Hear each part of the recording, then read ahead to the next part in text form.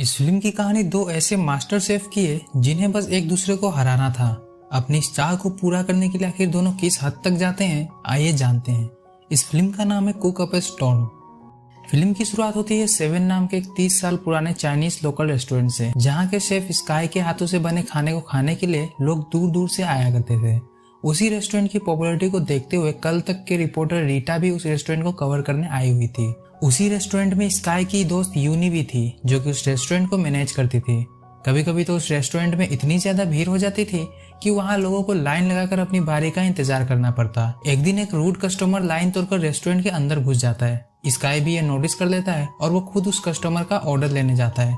उस कस्टमर की सारी फरमाइश को सुनने के बाद स्काई उसे बाहर जाकर लाइन में लगने को कहता है, क्योंकि अगर स्काई ने बिना लाइन में लगे ही उस कस्टमर को सर्व कर दिया तो बाहर खड़े लोगों को जरा भी अच्छा नहीं लगेगा।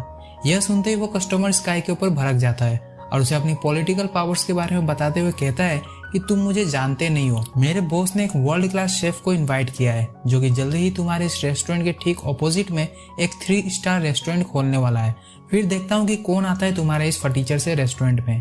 स्काई अपने गुस्से को काबू में करते हुए उस कस्टमर से कहता है कि आपको जो करना है वो करो, लेकिन आपको तभी सर्व किया जाएगा जब आप लाइन में लगकर अंदर आओगे। अगले सीन में हम फ्रांस के किंग और क्वीन को देखते हैं, जिन्होंने अपने राजकुमार के जन्मदिन पर आए अपने मेहमानों के खाने के लिए दुनिया भर से वर्ल्ड क्लास शेफ को तरह तरह की डिशेस बनाने के लिए इनवाइट किया हुआ होता है। उन्हीं में से एक मिशेलिन स्टार शेफ पॉल भी था, जिसने राजकुमार के बर्थडे पर उसके लिए एक बेहद नायाब डिश बनाई थी। वो डिश दिखने में एक अंडे जैसा था और उसके अंदर मैंगो प्यूरी और कोकोनट भरा हुआ था। पॉल की कला देखकर राजा और रानी दोनों खुशी से उसके लिए तालियां बजाने लगते हैं, जो कि पॉल के लिए बेहद गर्व की बात थी। पॉल अपनी सक्सेस के बाद अपनी असिस्टेंट मेयो, जो कि उसकी गर्लफ्रेंड भी थी, उसके साथ उस रेस्टोरेंट में लौट आता है जहां वो काम किया करता था।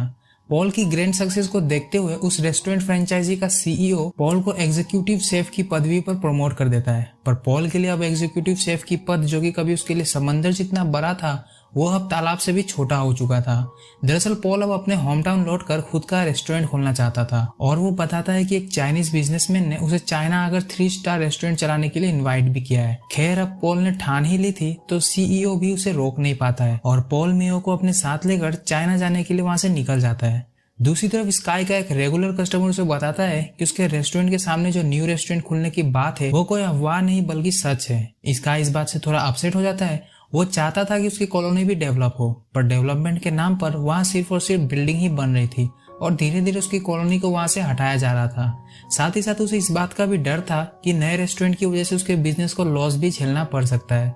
यहाँ फिल्म की कहानी थोड़ी फ्लैशबैक में जाती है, जब स्काई महज एक 10 साल का बच्चा हुआ करता था। उसके फादर उसे अंकल सेवन के पास सिर्फ इसलिए छोड़कर चले गए थे क्योंकि स्काई को प्याज काटना नहीं आता था। उसके फादर के जाने के बाद अंकल सेवन ने ही स्काई का ख्याल रखा और एक अच्छे शेफ बनने के लिए जो भी सीखना पड़ता है वो सब अंकल सेवन ने स्काई को सिखाया।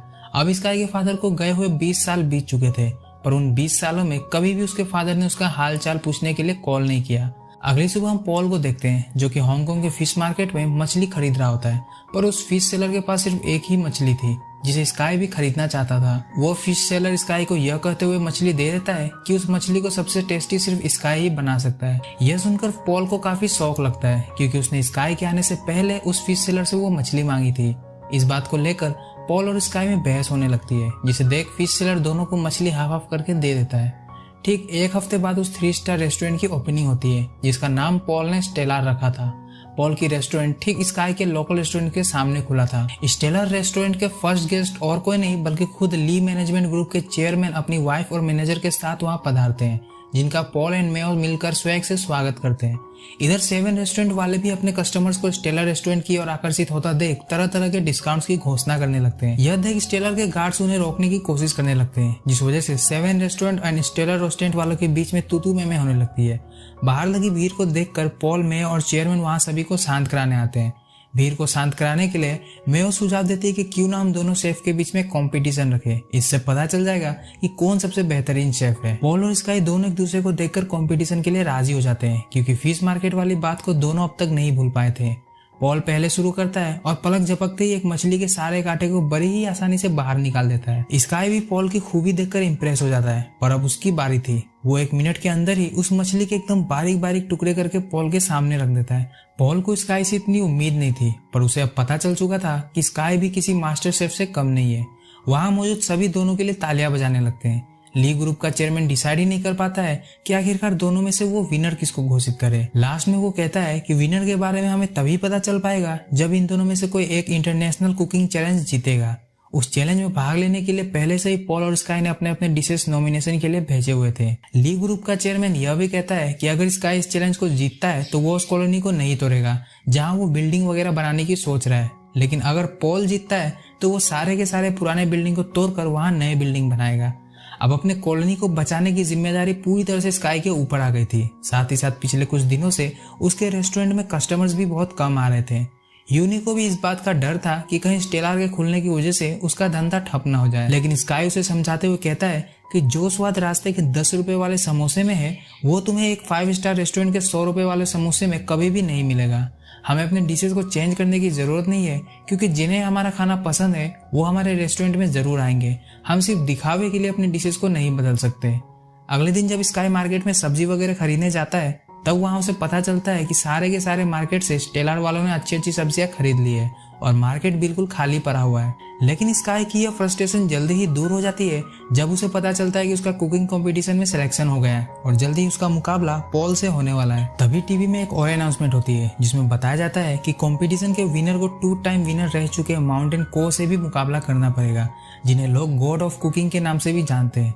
स्काई ये देखकर चौंक जाता है क्योंकि माउंटेन को और कोई नहीं बल्कि उसी का फादर था जिसने उसे महज 10 साल की उम्र में अकेला छोड़ दिया था और आज उसके फादर गॉड ऑफ कुकिंग बन चुके थे।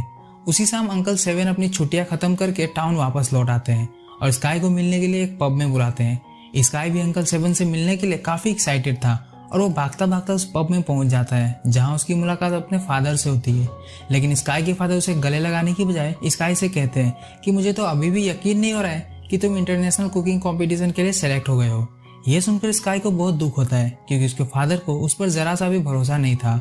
वो अपने फादर से कहता है कि मैं अब इस कंपटीशन को जीत कर ही दिखाऊंगा और साबित कर दूंगा कि एक अच्छा शेफ बनने के लिए इंसान का घमंडी होना जरूरी नहीं होता है। फाइनली कंपटीशन का दिन आता है जहां हर एक कंटेस्टेंट को अपनी डिश बनाने के लिए 90 मिनट का समय दिया जाता है। स्काई फटाफट से एक ट्रेडिशनल सॉल्ट बेक्ड डक बनाने में लग जाता है और वहीं दूसरी तरफ पॉल काफी मॉडर्नाइज तरीके से एक फोई ग्रास सॉर्बेट बनाने में। घड़ी की टिकटॉक चालू रहती है जिसके बीच हम सभी कंटेस्टेंट्स को अपना बेस्ट देने की पूरी कोशिश करते हुए देख पाते हैं। टेस्टिंग के दौरान जजेस को स्काई की डिश टेस्ट के मुकाबले में पॉल के डिश से थोड़ी बेहतर लगती है और वोटिंग के दौरान स्काई और पॉल के बीच में ड्रॉ हो जाता है। तभी हेड जज एक एक्स्ट्रा वोट देकर पॉल को विनर घोषित कर देते हैं क्योंकि पॉल की प्लेटिंग स्काई के मुकाबले काफी जबरदस्त थी।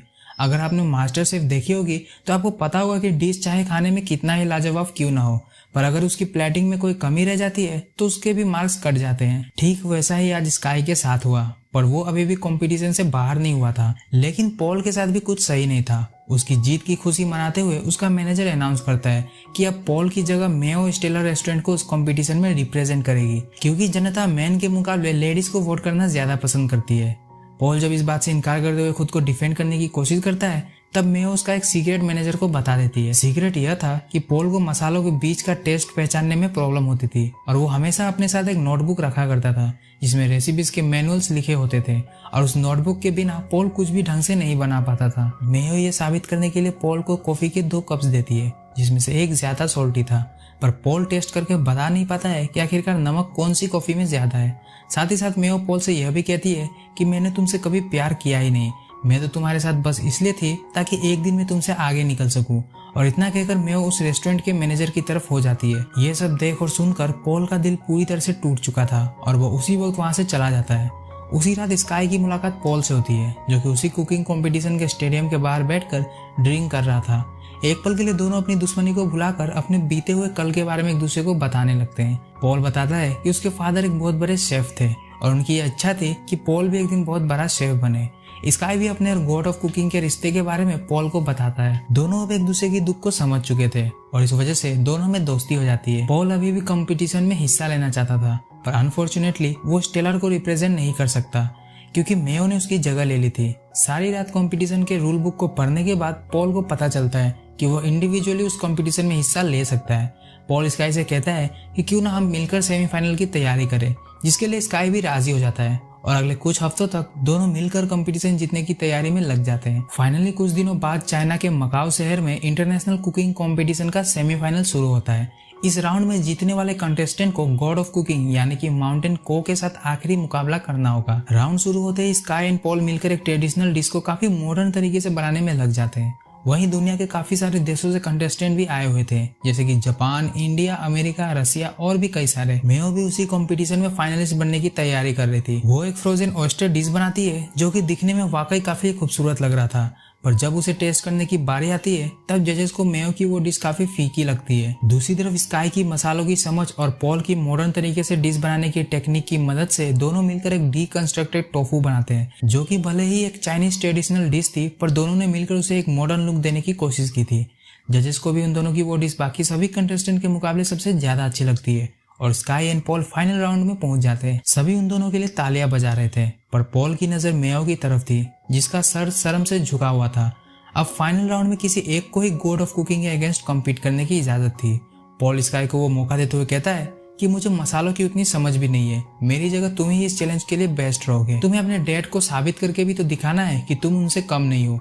फाइनली इंटरनेशनल कुकिंग कंपटीशन का फाइनल राउंड शुरू होता है, जहां स्काई अपने फादर के ठीक ऑपोजिट में उन्हें चैलेंज करने के लिए खड़ा था।